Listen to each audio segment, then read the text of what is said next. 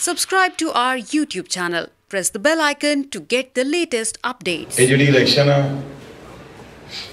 ये इलेक्शन आपां member parliament भगवंत मान नूं जिताई सीगी पिछली जिहड़ी चोण सी उन्हां दे सामने लड़ रहे सी साडी पार्टी वालों ढिल्लों साहब जो हुण बीजेपी के कैंडीडेट ने ते उन्हां दे सामने लड़ रहे सी ढींडसा जी जो अजकल ढिल्लों जी दे नाल बीजेपी की सपोर्ट कर रहे हैं।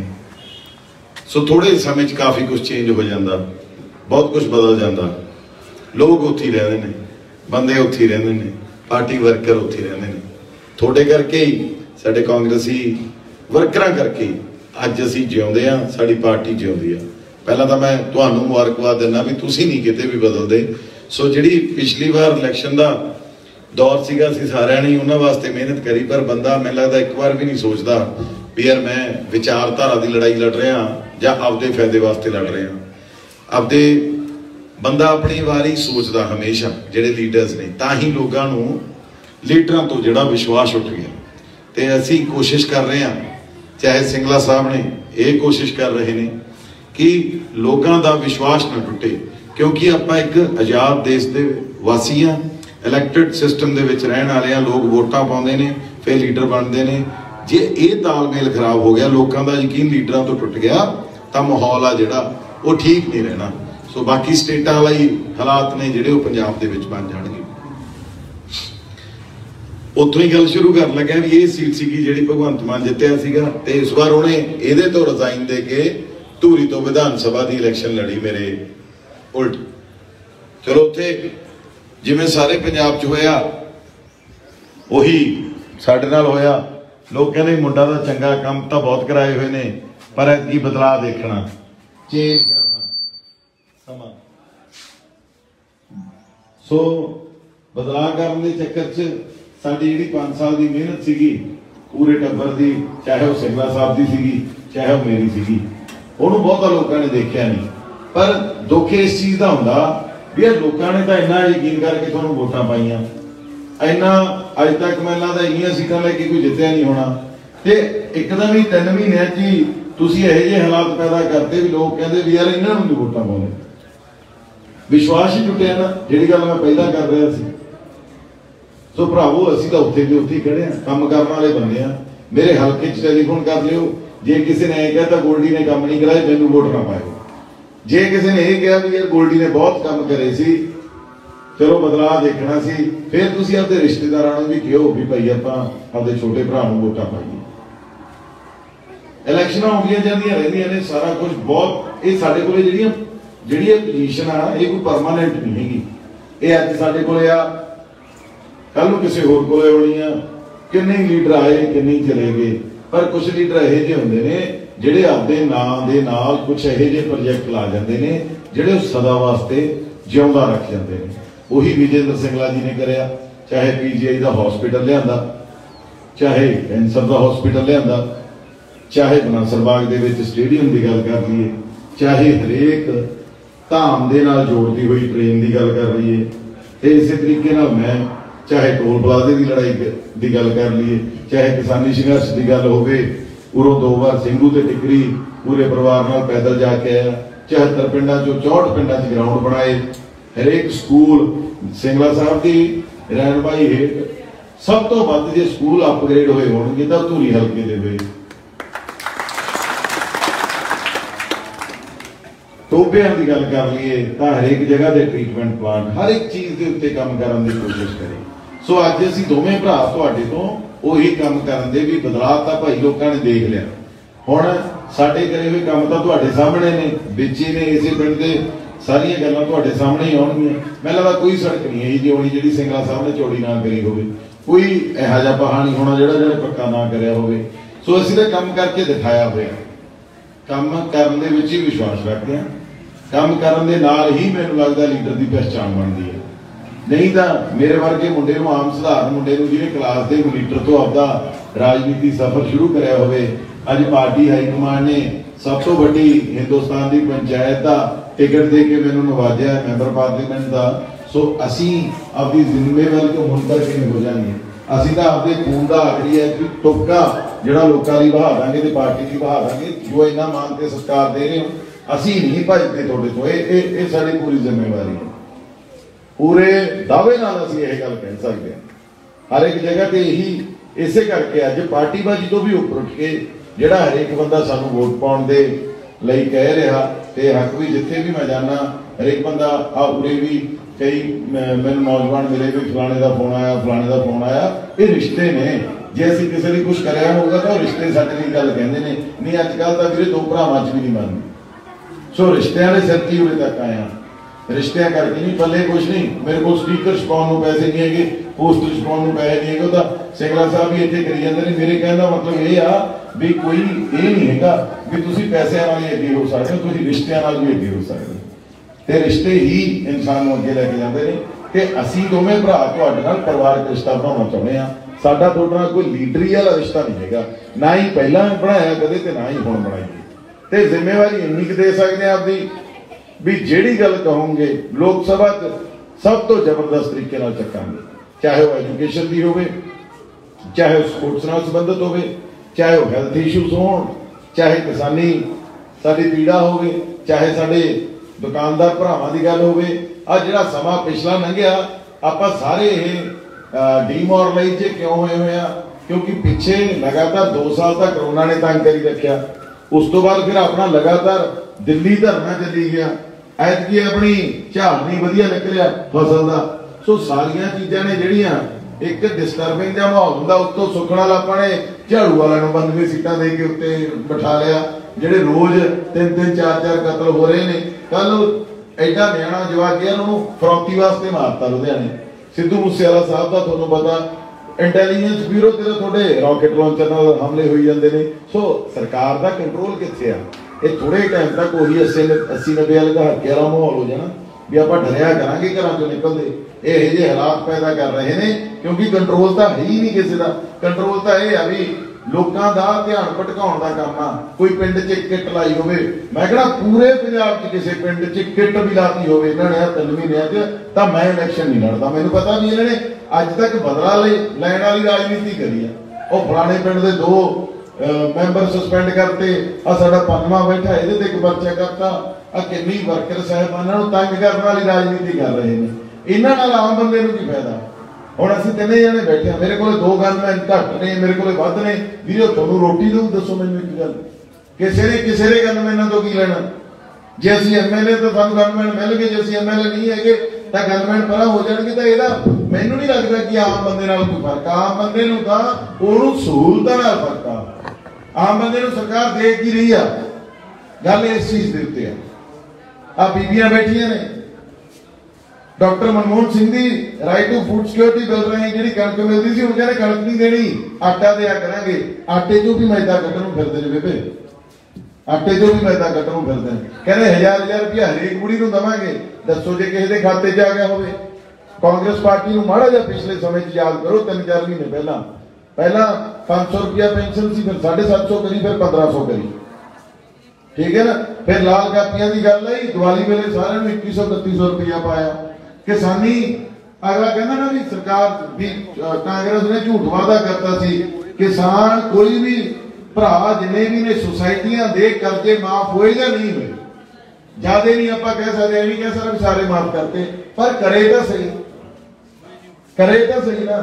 ਕੋਈ ਐ ਦੇਖ ਕੇ ਤਾਂ ਨਹੀਂ ਕਰੇ ਵੀ ਆ ਝਾੜੂ ਵਾਲਾ, ਆ ਕਾਂਗਰਸ ਵਾਲਾ, ਆ ਫਲਾਣੀ ਵਾਲਾ ਇਹਦਾ ਨਹੀਂ ਕਰਨਾ। ਵਾਢੇ ਉਹ ਕਰੇ ਕਿ ਨਹੀਂ ਕਰੇ?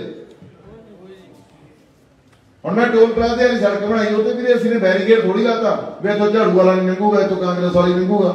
ਸਾਰਿਆਂ ਲਈ ਕਰਿਆ। ਪ੍ਰਧਾਨ ਜੀ ਨੇ ਸਾਰੀਆਂ ਸੜਕਾਂ ਬਣਾਈਆਂ, ਕਿਹਦੇ ਲਈ ਬਣਾਈਆਂ? ਸਾਰਿਆਂ ਲਈ। ਅੱਜ ਉਹ ਸਿਰਫ ਆਪਣੀ ਪਾਰਟੀ ਦਾ ਧਿਆਨ ਰੱਖ ਰਹੇ ਨੇ ਵੀ ਸਾਡੇ ਬੰਦੇ ਬਸ ਅਸੀਂ ਇਹਨਾਂ ਦਾ ਕਿਵੇਂ। ਤੇ ਥੋੜਾ ਜਿਹਾ ਸੁੱਖ ਨਾਲ ਐਮਐਲਏ ਸਾਹਿਬ ਜਿਹੜੇ ਇੱਥੋਂ ਚੁਣੇ ਗਏ ਨੇ, ਉਹ ਕਹਿੰਦੇ ਵੀ ਭਾਈ ਦੇਖ ਲਓ, ਗੱਲ ਸੁਣੋ, ਮੇਰੇ ਕੋਲ ਨਹੀਂ ਹੈਗਾ ਟਾਈਮ ਤੇ ਨਾ ਹੀ ਮੈਂ ਕਹਿੰਦਾ ਟੈਲੀਫੋਨ ਸੁਣ ਸਕਦੀ ਹਾਂ। ਮੈਨੂੰ ਤਾਂ ਭਾਈ ਮਾੜੇ ਮੋਟੇ ਕੰਮਾਂ ਲਈ ਟੈਲੀਫੋਨ ਨਾ ਕਰਿਆ ਕਰੋ। ਮਾੜੇ ਮੋਟੇ ਕੰਮ ਲਈ ਮੈਨੂੰ ਟੈਲੀਫੋਨ ਨਹੀਂ ਕਰਨਾ। ਬੀਬੀ ਜੀ ਹੋਰ ਇਹ ਵਿਚਾਰਿਆਂ ਨੇ ਕੀ ਕਰਾਉਣਾ ਤੁਹਾਡੇ ਤੋਂ? ਮੈਨੂੰ ਦੱਸੋ। ਇਹਨਾਂ ਨੇ ਕਿਹੜਾ ਜ਼ਮੀਨ ਖਰੀਦਣੀ ਆ ਤੁਹਾਡੇ ਤੋਂ ਕਿਹੜਾ ਵਾਹੀ ਕਰਾਉਣੀ ਇਹਨਾਂ ਨੇ? ਕੰਮ ਹੀ ਕਰਾਉਣੇ ਹੁੰਦੇ ਨੇ, ਹੋਰ ਲੀਡਰ ਤੋਂ ਕੀ ਕਰਾਉਣਾ ਭਾਈ ਤੁਸੀਂ? ਜੇ ਮੈਨੂੰ ਤੁਸੀਂ ਚੁਣੋਗੇ ਹੱਕ ਨਾਲ, ਮੇਰੇ ਮੋਢੇ ਤੇ ਹੱਥ ਰੱਖ ਕੇ ਕਹੋਗੇ ਕਿ ਨਹੀਂ ਵੀ ਛੋਟੇ ਵੀ ਚੱਲ ਆ ਕੰਮ ਕਰਾ ਕੇ ਦੇ, सरकारी दरबारे को टैलीफोन कराना होंदा, किसी का कोई अफसर गल नहीं सुनता होंदा, यही काम होंदे ने ना। ਅਸੀਂ ਦੋਵੇਂ विधान सभा च रहे, ਬਾਈ ਤਾਂ ਚਲੋ ਮੰਤਰੀ ਰਹੇ ਨੇ, ਤਾਂ ਬਹੁਤ ਬਿਜੀ ਹੁੰਦੇ ਸੀ, मैं MLA ਰਿਹਾ। हफ्ते ਦੇ ਵਿੱਚ ਇੱਕ ਦਿਨ ਸਾਡੀ ਵਿਧਾਨ ਸਭਾ ਦੀ ਕਮੇਟੀ ਦੀ ਮੀਟਿੰਗ ਹੁੰਦੀ, ਚਲੋ ਇੱਕ ਦਿਨ ਹੋਰ ਚੰਡੀਗੜ੍ਹ ਲਾ ਲਓ ਬਾਈ ਜੀ, 5 ਦਿਨ ਬੰਦਾ ਆਰਾਮ ਨਾਲ ਵਿਹਲਾ ਜਿੰਨੇ ਮਰਜ਼ੀ ਕੰਮ ਕਰੀ ਜਾਵੇ ਲੋਕਾਂ ਦੇ। ਇਹਦਾ ਨੀਤ ਹੋਣੀ ਚਾਹੀਦੀ ਹੈ, ਇਹਦਾ ਸੋਚ ਹੋਣੀ ਚਾਹੀਦੀ ਹੈ ਤੁਹਾਡੀ ਵੀ ਤੁਸੀਂ ਕਿਹੋ ਜਿਹੇ ਕੰਮ ਕਰਨਾ ਚਾਹੁੰਦੇ ਹੋ। ਹੁਣ ਤੁਹਾਡੇ ਸਾਰਿਆਂ ਦੇ ਸਾਹਮਣੇ ਪਿਛਲੀ ਵਾਰ ਢਿੱਲੋਂ ਸਾਹਿਬ ਲੜ ਕੇ ਗਏ, ਤੁਹਾਡੇ ਤੋਂ ਕਾਂਗਰਸ ਪਾਰਟੀ ਦੀਆਂ ਵੋਟਾਂ ਲੈ ਕੇ ਗਏ। ਢੀਂਡਸਾ ਸਾਹਿਬ ਉਹਨਾਂ ਬਾਰੇ ਬਹੁਤ ਖਰਾਬ ਪ੍ਰਚਾਰ ਕਰਦੇ ਹੋਣਗੇ, ਉਹ ਢੀਂਡਸਾ ਸਾਹਿਬ ਬਾਰੇ ਬਹੁਤ ਖਰਾਬ ਪ੍ਰਚਾਰ ਕਰਦੇ ਹੋਣਗੇ। ਅੱਜ ਦੋਵੇਂ ਜਾਣੇ ਜੇਬ 'ਚ ਮੋਦੀ ਸਾਹਿਬ ਦਾ ਫੁੱਲ ਪਾਈ ਫਿਰਦੇ ਨੇ, ਕਹਿੰਦੇ ਵੀ ਅਸੀਂ ਤਾਂ ਦੋਨੇ ਭਾਈ ਭਾਈ ਹੋ ਗਏ, ਤੁਸੀਂ ਇੱਥੇ ਆਪਣੀਆਂ ਧੜੇਬੰਦੀਆਂ ਬਣਾ ਲੜੀ ਚਲੋ। ਇਹ ਅੱਜ ਦੀ ਜਿਹੜੀ ਪੋਲਿਟਿਕਸ ਦਾ ਮਿਆਰ ਆ ਬਹੁਤ ਗਿਰ ਗਿਆ। ਇੱਕ ਬੰਦੇ ਨੂੰ ਚੱਕਦਿਆਂ ਮਾਂ ਭੈਣ ਇੱਕ ਕਰ ਦਿੰਦੇ ਆ ਫੇਸਬੁੱਕ ਤੇ, ਐ ਨਹੀਂ ਦੇਖਦੇ ਵੀ ਅਗਲੇ ਦੇ ਬੱਚੇ ਨੇ ਯਾਰ, ਅਗਲੇ ਦਾ ਪਰਿਵਾਰ ਆ। ਆਪਾਂ ਕਿਉਂ ਇਹੋ ਜਿਹੇ ਸ਼ਬਦਾਂ ਤੇ ਉਤਰੇ? ਜੇ ਚੰਗੀ ਰਾਜਨੀਤੀ ਕਰਨੀ ਹੈ ਨਾ, ਚੰਗਾ ਰਾਜ ਕਿਸੇ ਬੰਦੇ ਕੋਲੇ ਹੋਵੇ, ਤਾਂ ਮੈਂ ਹੱਥ ਜੋੜ ਕੇ ਬੇਨਤੀ ਕਰਦਾ ਕਿ ਕਾਂਗਰਸ ਪਾਰਟੀ ਇੱਕ ਅਜਿਹੀ ਪਾਰਟੀ ਹੈ ਜਿਹੜੀ ਸਾਰੇ ਧਰਮਾਂ ਨੂੰ ਨਾਲ ਲੈ ਕੇ ਚੱਲਣ ਵਾਲੀ ਪਾਰਟੀ ਹੈ।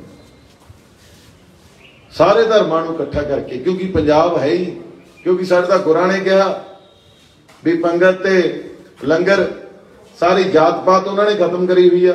ਅੱਜ ਆਪਾਂ ਫਿਰ ਵੀ ਜਾਤ ਧਰਮ ਤੇ ਰਾਜਨੀਤੀ ਕਰੀ ਜਾਂਦੇ ਆ।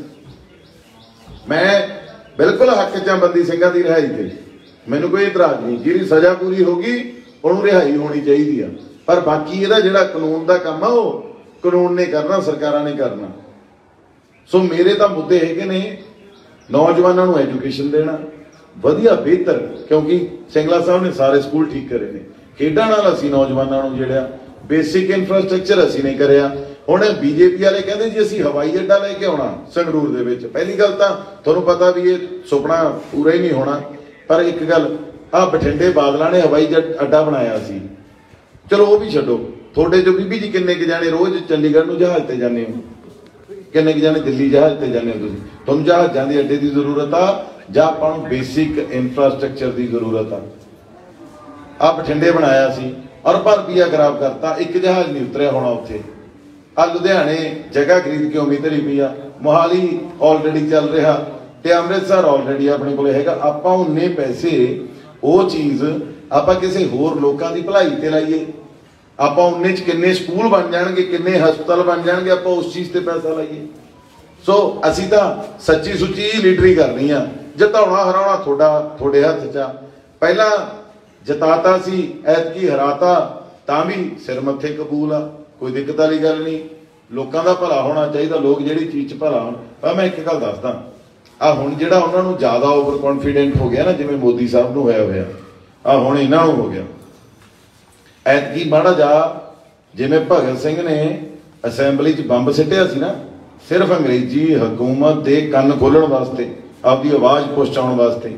ਐਤਕੀ ਜੇ ਲੋਕ ਇਕੱਠੇ ਹੋ ਕੇ ਚੁੱਪ ਕਰਕੇ ਆਪਦੀ ਵੋਟ ਨੂੰ ਸਾਇਲੈਂਟ ਬੰਬ ਦੀ ਤਰ੍ਹਾਂ ਯੂਜ਼ ਕਰ ਲੈਣ ਤਾਂ ਸਾਰੇ ਲੋਕਾਂ ਦਾ ਭਲਾ ਹੋ ਜੂ। ਸਰਕਾਰ ਦੇ ਕੰਨ ਵੀ ਖੁੱਲ ਜਾਣਗੇ ਵੀ ਉਹੀ ਵਾਅਦੇ ਕਰਕੇ ਲੋਕਾਂ ਤੋਂ ਵੋਟਾਂ ਲੈਣ ਦਾ ਕੋਈ ਫਾਇਦਾ ਨਹੀਂ। ਲੋਕ ਬਾਅਦ 'ਚ ਸਵਾਲ ਵੀ ਕਰਦੇ ਨੇ, ਜੇ ਇੱਕ ਵਾਰ ਜਿਤਾ ਦਿੰਦੇ ਨੇ ਤਾਂ 2 ਮਹੀਨਿਆਂ ਬਾਅਦ ਫਿਰ ਹਰਾ ਵੀ ਦਿੰਦੇ ਨੇ।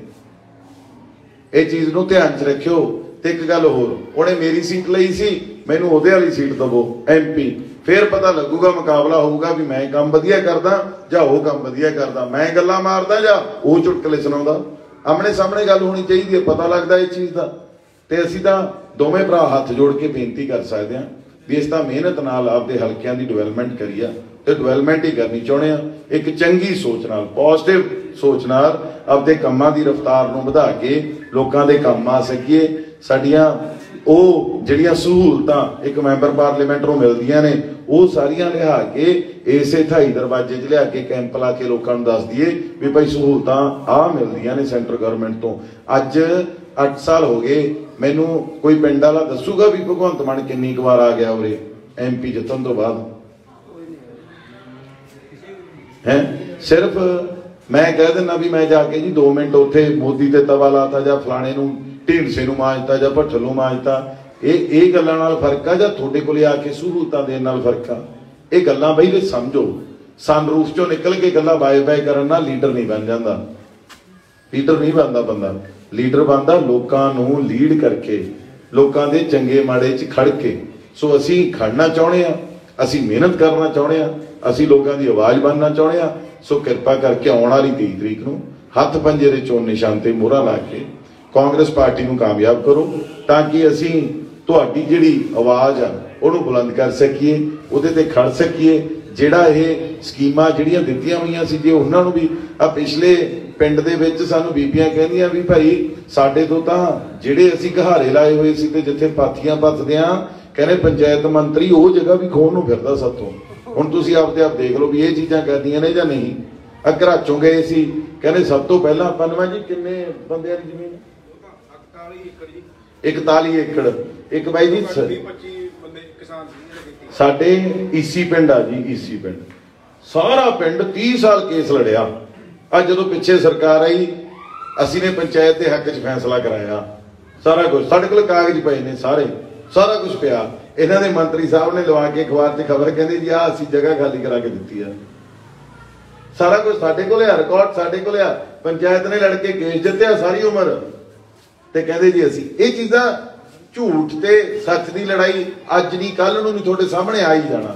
ਹੁਣ ਮੌਕਾ ਵਧੀਆ ਮਿਲਿਆ ਹੋਇਆ, ਕਿਰਪਾ ਕਰਕੇ ਇਸ ਛੋਟੇ ਭਰਾ ਤੇ ਇਸ ਬੱਚੇ ਤੇ ਆਸ਼ੀਰਵਾਦ ਦਿਓ, ਤਾਂ ਕਿ ਅਸੀਂ ਵਧੀਆ ਤਰੀਕੇ ਨਾਲ ਜਿਹੜਾ ਆਪਦੇ ਕੰਮਾਂ ਦੀ ਰਫ਼ਤਾਰ ਨੂੰ ਲਗਾਤਾਰ ਤੋਰ ਸਕੀਏ, ਵਧੀਆ ਤਰੀਕੇ ਨਾਲ ਚਲਾ ਸਕੀਏ। ਕਾਂਗਰਸ ਪਾਰਟੀ ਦੇ ਵਰਕਰਾਂ ਨੂੰ ਇੱਕ ਚੀਜ਼ ਕਹਿਣੀ ਚਾਹਣਾ, ਤਕੜੇ ਹੋ ਕੇ ਲੜਾਈ ਲੜ ਲਓ। ਆਪਾਂ ਜਿੱਤ ਗਏ ਤਾਂ ਇੱਥੇ ਦੀਆਂ ਗਰਾਂਟਾਂ ਬਾਈ ਜੀ ਨਹੀਂ ਦੇਣੀਆਂ ਨੇ, ਸਾਰਾ ਕੁਝ ਠੀਕ ਹੈ ਨਾ। ਇਹਨਾਂ ਦੇ ਹਿਸਾਬ ਨਾਲ ਹੀ ਮੈਂ ਚੱਲਣਾ। ਜੇ ਕਿਤੇ ਆਪਾਂ ਰਹਿ ਗਏ ਤਾਂ ਫਿਰ ਉਵੇਂ 4.5 ਸਾਲ ਫਿਰ ਮੱਥਾ ਮਾਰੀ ਜਾਵਾਂਗੇ। ਹੁਣ ਸਮਾਂ ਆਪਣੇ ਕੋਲ ਆ, ਸਮਾਂ ਗਵਾਇਓ ਨਾ। ਤਕੜੇ ਹੋ ਕੇ ਸੱਚ ਦੀ ਰਾਜਨੀਤੀ ਕਰਨੀ ਆ, ਝੂਠ ਨਹੀਂ ਬੋਲਣਾ। ਝੂਠ ਬੋਲ ਕੇ ਵੋਟਾਂ ਨਹੀਂ ਲੈਣੀਆਂ। ਜਿਹੜੇ ਵੀ ਬੰਦੇ ਆਪਣੇ ਬੰਦੇ ਰਹਿਣਗੇ ਸੱਚ ਬੋਲ ਕੇ ਲਿਓ, ਤੇ ਜਿਹੜਾ ਵਾਅਦਾ ਪਿੰਡ ਨਾਲ ਕਰ ਦੋਗੇ ਤੇ ਸਾਡੀ 2 ਜਣਿਆਂ ਦੀ ਤੁਹਾਡੇ ਸਾਹਮਣੇ ਜ਼ੁਬਾਨ ਆ ਕਿ ਉਹ ਚੀਜ਼ ਦੇ ਉੱਤੇ ਫੁੱਲ ਚੜਾਵਾਂਗੇ। ਸੋ ਬਹੁਤ ਬਹੁਤ ਧੰਨਵਾਦ। ਵਾਹਿਗੁਰੂ ਜੀ ਕਾ ਖਾਲਸਾ, ਸ੍ਰੀ ਵਾਹਿਗੁਰੂ ਜੀ ਕੀ ਫਤਿਹ।